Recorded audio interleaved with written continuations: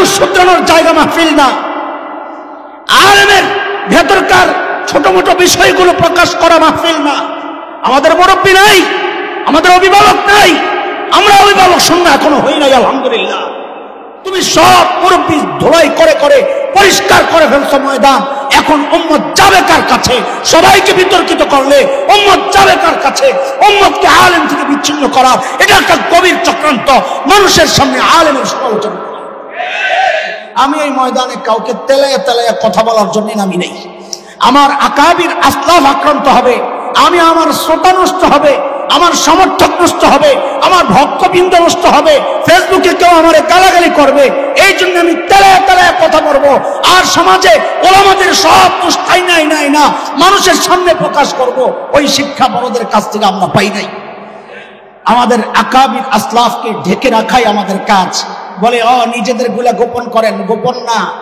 উম্মতের সামনে আলেমকে উলঙ্গ করলে উম্মত যাবে কার কাছে? তুমি সব মুরব্বী ধোলাই করে করে পরিষ্কার করে ফেলছো ময়দান।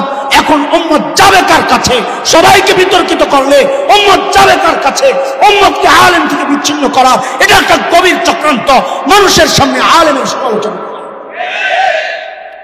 আছে।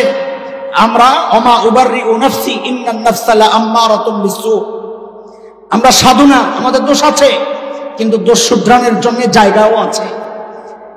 আলেমের দোষ শুধরানোর জায়গা মাহফিল না, আলেমের ভেতরকার ছোট মোটো বিষয়গুলো প্রকাশ করা মাহফিল না।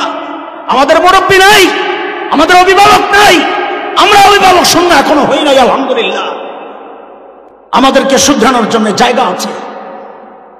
কিছু বিষয় এমন ভাবে আমরা বলছি যেন গোটা সমাজে এই সমস্যাগুলা, অথচ ওই সমস্যা আমি মাঝে মধ্যে আমাদের সাথে যারা আসে ওদের সাথে বসে বসে আলাপ করি। এই যে সমস্যার আলোচনা হচ্ছে, কড়াই গইনা শেষ করা যাবে না, আঙ্গুলই শেষ হবে। একজন, দুইজন, তিনজন, চারজন, আঙ্গুল শেষ হয় না। অথচ এমন ভাবে প্রত্যেক মাহফিলে আলোচনা হচ্ছে যেন গোটা সমাজের সমস্যা এটা। তো মানুষ কি মনে করতেছে? কিভাবে বললে বুঝবো না? এটা আবার নতুন আরেক ফেতনা হয়ে যায় এই কথা। আল্লাহ আমারে মাফ করুন। কিছুদিন আগ পর্যন্ত একটা আওয়াজ উঠাইতে চাইছিল ওরা, সেটা হচ্ছে অর্থ সহ কোরআন না পড়লে সওয়াব হয় না, অর্থ না বুঝে কোরআন পড়লে সওয়াব হয় না। শুনেন নাই আপনারা? কোরআনের সওয়াব পাইতে হলে অর্থ শিখতে হবে। এটা উম্মতকে কোরআন থেকে দূরে সরানোর একটা গভীর চক্রান্ত। আপনারা সাধারণ মানুষ মনে করবেন এটা তো কোরআনের সাথে আরো যুক্ত করার কথা। যে মানুষ এই কথা বলবে অর্থ না বুঝে কোরআন পড়লে সওয়াব হয় না, ও কোরআন চিনি না। ও কোরআনকে আর 10টা বইয়ের মতো মনে করেছে, ও কোরআনকে অন্য আসমানি কিতাবের মতো মনে করেছে। কোরআন অন্য আসমানি কিতাব থেকে আলাদা, কোরআনের বৈশিষ্ট্য আছে আলাদা। কোরআনের শব্দ অন্য আসমানি কিতাবের মতো না, বুঝেন এটা। কোরআনের শব্দগুলো আল্লাহর নিজস্ব শব্দ। হাদিসের কথা, নবী আলাইহিস সালাম বলেছেন, তাবাররাক বিল কোরআন ফাইন্নাহু কালামুল্লাহি তাআলা ওয়া খারাজা মিনহু। কোরআন দ্বারা বরকত হাসিল করো, কারণ কোরআন আল্লাহর কালাম, আল্লাহর ভেতর থেকে বের হওয়া। অন্য আসমানি কিতাবের শব্দ আল্লাহর না, বক্তব্য আল্লাহর। শব্দগুলো নবীদের, এই জন্য ওই শব্দের মধ্যে কোনো বরকত নাই। কোরআনের শব্দ আল্লাহর, এই জন্য শব্দের মধ্যে অর্থের মধ্যে যেমন বরকত, শব্দের মধ্যেও বরকত। এই আমাদের হাফেজরা কোরআনের শব্দ সংরক্ষণ করছে, আমাদের আলেমরা কোরআনের অর্থ সংরক্ষণ করছে। যারা বলে আলেমের দরকার নাই, ওরাও ভুল পথে আছে। যারা বলে এই কষ্ট করে হেফজের দরকার নাই, ওরাও ভুল পথে আছে। কেউই কোরআন চেনে নাই। কোরআন অন্য আর 10টা কিতাবের মতো না। কোরআনের শব্দগুলো সংরক্ষণ আল্লাহ করেছেন কার মাধ্যমে? হাফেজের মাধ্যমে। একটা সূক্ষ্ম কথা আপনাদেরকে মাঝখানে শোনায়, সূক্ষ্ম কথা, এগুলা এই মজলিসে বললেও আমার ইতস্ত লাগে, সবাই বুঝে কি বুঝে না। তাওরাত কার কিতাব? কথা কর, তাওরাত কে নাজিল করছে? কে পাঠাইছেন? আরে বলেন না, ডরায়েন না। ইনজিল কে পাঠাইছেন? জাবুর কে পাঠাইছেন? কোরআন কে পাঠাইছেন? চারো কিতাবই কে আল্লাহ পাঠাইছেন? কথা বলেন। তাওরাত সংরক্ষিত আছে না বিকৃত হয়ে গেছে? ইনজিল, জাবুর, এখন আপনার মনে কি প্রশ্ন জাগে না এটা কইলেন আর হয়ে গেল? এটা ওরা প্রশ্ন করে, খ্রিস্টানরা, মিশনারিরা, যে ইনজিলও আল্লাহর কিতাব, কোরআনও আল্লাহর কিতাব, তো ইনজিল কেন বিকৃত হয়ে গেল, কোরআন কেন হইল না? আপনি হয়তো বলবেন কোরআন বিকৃত হবে না, আল্লাহ নিজে গ্যারান্টি দিয়েছেন, ইন্না নাহনু নাযালনা যিকরা ওয়া ইন্না লাহু লাহাফিজুন, কোরআন আমি নাযিল করছি, কোরআন আমি সংরক্ষণ করব। আপনি হয়তো এই জবাব দিবেন। তখন ওরা আবার প্রশ্ন করবে, তো শুধু কোরআনের জিম্মাদারি কেন নিল? এটা কি আল্লাহর না? ওটা কি আরেক আল্লাহ পাঠাইছে? এই প্রশ্ন করবে কি করবে না? হ্যাঁ, জবাব কি? কারণ অন্য আসমানি কিতাবের যে ধর্ম যারা পালন করবে, ওই ধর্ম স্থায়ী না, এটা নির্দিষ্ট টাইমের জন্য ধর্ম। আমার নবী সাল্লাল্লাহু আলাইহি ওয়াসাল্লাম একমাত্র বিশ্ব নবী। একমাত্র বিশ্ব নবীর মানে কি? সমস্ত নবীকে আল্লাহ পাঠাইছেন নির্দিষ্ট টাইমের জন্য, আমার নবীকে কোনো নির্দিষ্ট টাইমের জন্য পাঠান নাই। সমস্ত নবীকে আল্লাহ পাঠাইছেন নির্দিষ্ট অঞ্চলের জন্য, আমার নবীকে নির্দিষ্ট অঞ্চলের জন্য পাঠান নাই। সমস্ত নবীকে আল্লাহ পাঠাইছেন নির্দিষ্ট সম্প্রদায়ের জন্য। যেমন হযরত ঈসা বলেছেন, ইয়া বানি ইসরাঈল ইন্নী রাসূলুল্লাহি ইলাইকুম, আমাদের নবী বলেন, কুল ইয়া আইয়ুহান নাস ইন্নী রাসূলুল্লাহি ইলাইকুম জামিআ ওয়া মা আরসালনাকা ইল্লা কাফাতাল লিন-নাস। সমস্ত নবীকে আল্লাহ পাঠাইছেন নির্দিষ্ট সম্প্রদায়ের জন্য, নির্দিষ্ট অঞ্চলের জন্য, নির্দিষ্ট এরিয়ার জন্য। আমার নবী একমাত্র বিশ্ব নবী যার টাইম ঠিক নাই, নির্দিষ্ট নাই। তিনি খাতামুন নবিয়্যিন, কিয়ামত পর্যন্ত নবী, যার অঞ্চল নির্দিষ্ট নাই, যার সম্প্রদায় নির্দিষ্ট নাই। তিনি হিন্দু, বৌদ্ধ, খ্রিস্টান, মগ, মোরাং, গারো, চাকমা, কোকিল, সাঁওতাল, টিপরা সহ যত জাতি আছে সবার নবী আমার নবী একমাত্র বিশ্ব নবী। এই জন্য যেহেতু ইসলাম চিরস্থায়ী ধর্ম, এই জন্য ইসলামের কিতাবকে আল্লাহ চিরকাল রাখার ব্যবস্থা করেছেন। অন্য ধর্ম চিরকালের ধর্ম না, এই জন্য অন্য কিতাবকে চিরকাল রাখার ব্যবস্থাও আল্লাহ রাখেন নাই। বুঝছেন কথা? এখন বুঝেন হুজুর, অর্থ ছাড়া কোরআন পড়লে সওয়াব হয় না, এই ফতুয়া দিলে কোরআন থেকে দূরে সরানো কেমনে হয় বুঝি না। বুঝবেন কেমনে? এই জন্যই তো আলেমের কাছে চাওয়া লাগবে, সব নিজে নিজে বুঝতে চান। আগে আপনারা বলেন তো, অর্থ না বুঝে কোরআন পড়লে সওয়াব হয় কি হয় না?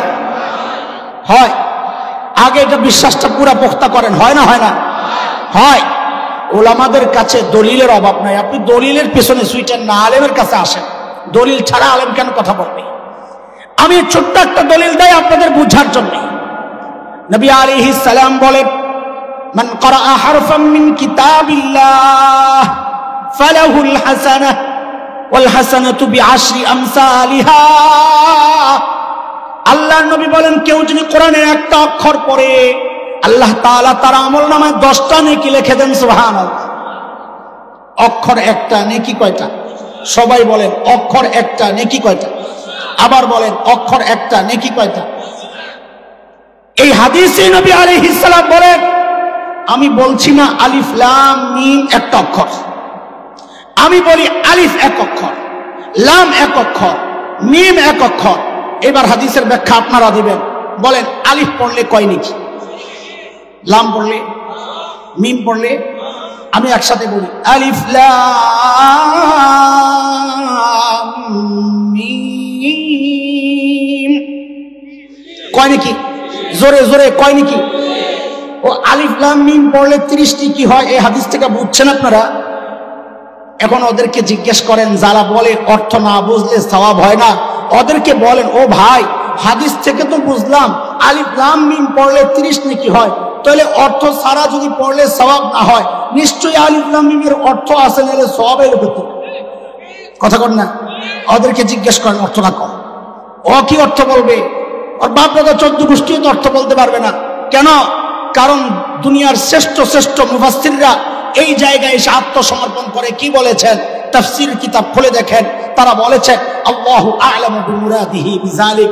এগুলোর অর্থ আমরা জানি না, এগুলোর অর্থ আল্লাহই ভালো জানে। অর্থ না বুঝে পড়লে সওয়াব হয় কি হয় না? কথা বলেন, হয় কি হয় না? এখন প্রশ্ন, হুজুর, এই ফতোয়া বাজারজাত করলে মানুষকে কোরআন থেকে দূরে সরানো কেমনে হয়? বুঝলাম না তো।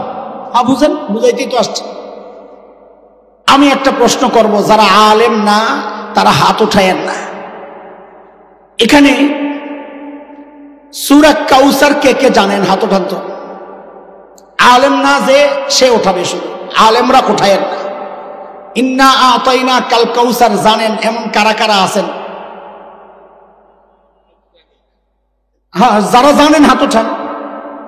আলেমরা না, মাদ্রাসাওয়ালারা না, যে মাদ্রাসায় পড়েন নাই এমন হাত ওঠান। অনেক হাত, মাশাআল্লাহ। হাত নামান।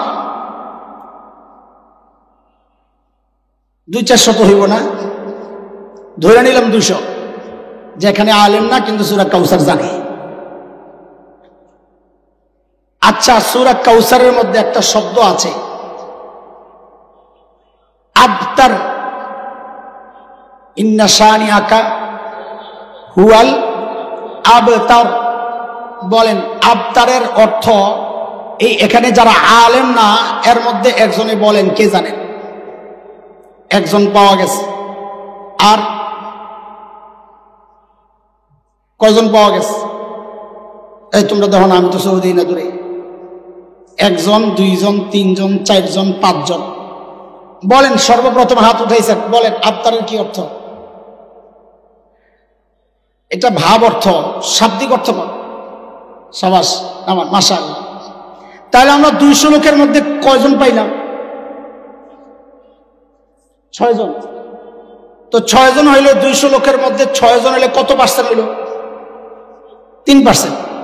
200-র মধ্যে 6 জন হইলে কত পার্সেন্ট? তার মানে কি পাইলাম? যে দেশের যারা কোরআন পারে, এই কোরআন পারাদের মধ্যে 6% না 3% পাইলাম যারা কিছু অর্থ জানে, তাই না?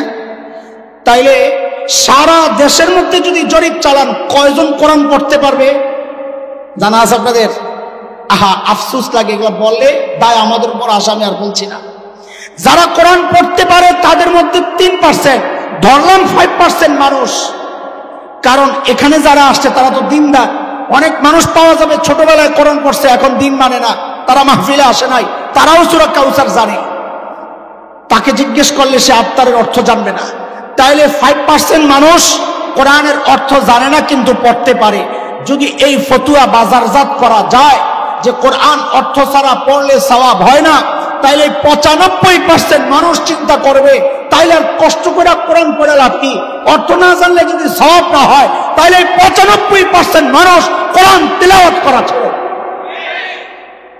তাইলে এই 95% মানুষকে একটা ফতুয়া দিয়া কোরআন তেলাওয়াত থেকে দূরে সরানোর চক্রান্ত হচ্ছে। কথা বুঝতেছেন আপনারা? একটা উদাহরণ দিলাম, নেক্সট সূরাতে ধোঁকা। আরেকটা উদাহরণ দেই, সমসাময়িক উদাহরণ। দেখেন, বিক্ষিপ্ত ভাবে কোরআনের অনেক বিধান থেকে দূরে সরানোর চক্রান্ত শয়তান করছে, বিক্ষিপ্ত ভাবে।